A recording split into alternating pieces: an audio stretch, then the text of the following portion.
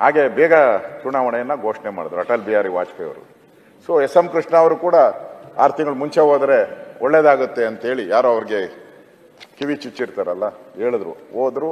ಆ ಚುನಾವಣೆಯಲ್ಲಿ ಅವರು ಗೆಲ್ಲಕ್ಕೆ ಆಗಲಿಲ್ಲ. ಅದು ಕೂಡ ಒಂದು ಅವರ ವಿಚಾರದಲ್ಲಿ ಒಂದು ಸವಾಲುಗಳನ್ನು ಎದುರಿಸಿದಂಥ ಒಬ್ಬ ಮುಖ್ಯಮಂತ್ರಿಯಾಗಿ ಕೆಲಸ ಮಾಡಿದ್ದಾರೆ.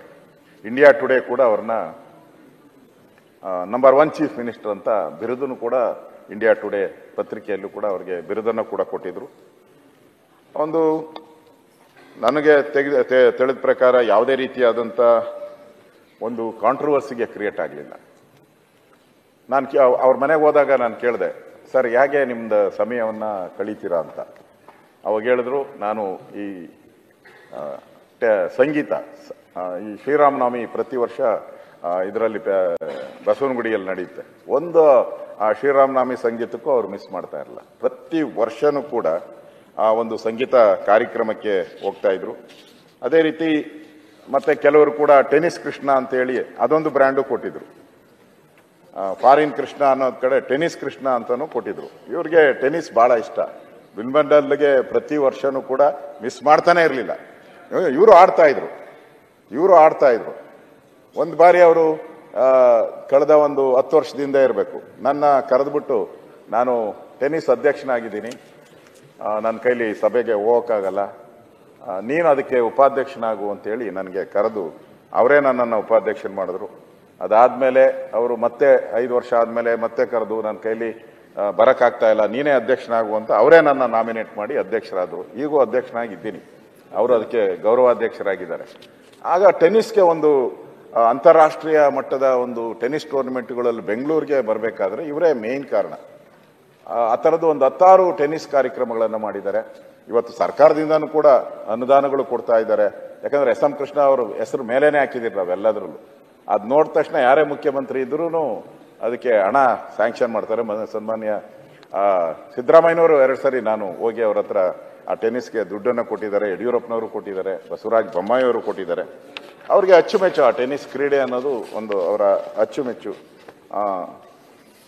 ಈಗಾಗಲೇ ನಾನು ಹೇಳಿದ್ದೀನಿ, ಕೋಟೆ ಆಂಜನೇಯ ಸ್ವಾಮಿ ಮೈದಾನದಲ್ಲಿ ಇರತಕ್ಕಂಥ ರಾಮ ಸೇವಾ ಮಂಡಳಿಯ ಎಲ್ಲ ಕಾರ್ಯಕ್ರಮಕ್ಕೆ ಹೋಗಿದ್ದಾರೆ. ಆಸೋತ್ಸವ ಕಾರ್ಯಕ್ರಮಗಳಿಗೂ ಹೋಗ್ತಾ ಇದ್ರು.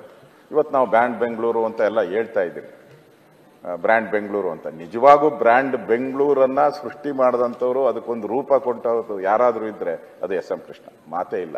ಇವತ್ತು ನಾನು ಹೇಳಿದ್ನಲ್ಲ, ಯಾರು ನೆನೆಸ್ಕೊಂತ ಇದ್ರು ಬೆಂಗಳೂರು ಜನ ಅಂತೂ ನೆನೆಸ್ಕೊಳೇಬೇಕು. ಇವತ್ತು ಎಲ್ಲರೂ ಹೇಳ್ತಾರೆ, ಅವ್ರು ಇಷ್ಟು ವರ್ಷ ಆದ ಮೇಲೂ ಹೇಳ್ತಾರೆ, ಎಸ್.ಎಂ. ಕೃಷ್ಣ ಬೆಂಗಳೂರಲ್ಲಿ ಮಾಡಿದಂಥ ಅಭಿವೃದ್ಧಿ ಇದುವರೆಗೂ ಯಾರು ಮಾಡಕ್ ಸಾಧ್ಯನೇ ಇಲ್ಲ ಅನ್ನೋ ಮಾತನ್ನ ಹೇಳಿದ್ದಾರೆ. ಆ ರೀತಿ ಒಂದು ಅಟ್ಯಾಚ್ಮೆಂಟು. ನಾವೆಲ್ಲ ವಿಧಾನಸಭೆಯಲ್ಲಿ ಮಾತಾಡಿದಾಗ, ಏನ್ ಸರ್ ಬೆಂಗಳೂರಲ್ಲಿ ಇವತ್ತು ಟಾರ್ ಹಾಕ್ತಾರೆ, ನಾಳೆ ವಾಟರ್ ಸಪ್ಲೈ ಅಗ್ದಾಕ್ತಾರೆ, KEB ಅವರು ಅಗ್ದಾಕ್ತಾರೆ ಅಂದಾಗ ಬೆಂಗಳೂರಲ್ಲಿ ಅದಕ್ಕೆ ಒಂದು ಟಾಸ್ಕ್ ಫೋರ್ಸ್ ಅನ್ನ ರಚನೆ ಮಾಡಿದ್ರು. ಟಾಸ್ಕ್ ಫೋರ್ಸ್ ಅನ್ನ ರಚನೆ ಮಾಡಿ ಪ್ರತಿ ತಿಂಗಳು ಆ ಟಾಸ್ಕ್ ಫೋರ್ಸ್ ಅನ್ನ ಮೀಟಿಂಗ್ ಮಾಡಿದ್ರು. ಅವರೇ ಬಂದು ಕೂತ್ಕೊಂಡವ್ರು ಆ ಟಾಸ್ಕ್ ಫೋರ್ಸ್ ಅಲ್ಲಿ ಮೀಟಿಂಗ್ ಮಾಡಿ ಆ ಒಂದು ಅಧಿಕಾರಿಗಳ ಒಂದು ವರ್ಗವನ್ನ ಇದಕ್ಕೆ ಯೋಜನೆ ಮಾಡಿ ಯಾವುದೇ ರೀತಿ ಈ ತರ ಕಾಮಗಾರಿಗಳಲ್ಲಿ ಕಳಪೆ ಆಗದಂಗೆ ನೋಡ್ಕೊಳೋ ಅಂತ ಒಂದು ಕೆಲಸವನ್ನು ಆ ಸಂದರ್ಭದಲ್ಲೇ ಒಂದು ಟಾಸ್ಕ್ ಫೋರ್ಸ್ ಮಾಡೋ ಮುಖಾಂತರ ಮಾಡಿದಂಥದ್ದು ನೋಡಿದಿರಿ. ವಿಶೇಷವಾಗಿ ಅವರಿಗೆ 2023ರಲ್ಲಿ ಪದ್ಮವಿಭೂಷಣ ನರೇಂದ್ರ ಮೋದಿಯವರ ಸರ್ಕಾರ ಅವರ ಸೇವೆಯನ್ನು ಗುರುತು ಮಾಡಿ 2023ರಲ್ಲಿ ಅವರಿಗೆ ಪದ್ಮಭೂಷಣ ಅವಾರ್ಡನ್ನು ಕೂಡ ಕೊಟ್ಟಿದ್ದಾರೆ. ಮತ್ತೆ ಈಗಾಗಲೇ ಹೇಳಿದ್ರು ಮುಖ್ಯಮಂತ್ರಿಗಳು, ಅವರು ರಿಟೈರ್ಡ್ ಆದ್ಮೇಲೆ ಮೊನ್ನೆವರೆಗೂ ಕೂಡ ಅವ್ರ ಮನೆಗೆ ಎಲ್ಲ ಕಾಂಗ್ರೆಸ್ ಅವರು ಬಹಳ ಜನ ಹೋಗ್ತಾ ಇದ್ರು, ಬಿಜೆಪಿಯವರು ಹೋಗ್ತಾ ಇದ್ರು, ಜನತಾದಳದವರು ಯಾರು ಹೋದ್ರೂ ಕೂಡ ಬಹಳ ಅನ್ಯೋನ್ಯತೆಯಿಂದ ಕೂತಿಸಿ, ಸಮಯ ಅಲ್ಲ ಅರ್ಧ ಗಂಟೆ 1 ಗಂಟೆ ಕೂತಿಸಿ ಮಾತಾಡಿ ಕಳಿಸ್ತಾ ಇದ್ರು. ಮತ್ತೆ ಅವರು ಜಾಸ್ತಿ ಮಾತಾಡ್ತಾ ಇರಲ್ಲ, ಪೂರ್ತಿ ಕೇಳಿಸ್ಕೊಂಡವ್ರು. ಕೊನೆಯಲ್ಲಿ ಅವ್ರು ಮಾತಾಡ್ತಾ ಇದ್ದದ್ದು 2-3 ನಿಮಿಷ ಅಷ್ಟೇ. ನಾವು ಅರ್ಧ ಗಂಟೆ ಏನ್ ಮಾತಾಡಿರ್ತಾರಲ್ಲ ಆ ತಿರುನೆಲ್ಲ 2 ನಿಮಿಷದಲ್ಲಿ ಅವ್ರು ಹೇಳ್ಬಿಡೋರು. ಆ ಥರದ ಒಂದು ವ್ಯಕ್ತಿತ್ವವನ್ನು ನಾವು ನೋಡಿದಿರಿ. ಅದಕ್ಕೋಸ್ಕರ ನಾನು ಬಹಳ ಬಾರಿ ಭೇಟಿ ಮಾಡಿದ್ದೆ. ಕೊನೆಗೆ ಅವರು ಸುಮಾರು ಒಂದು 4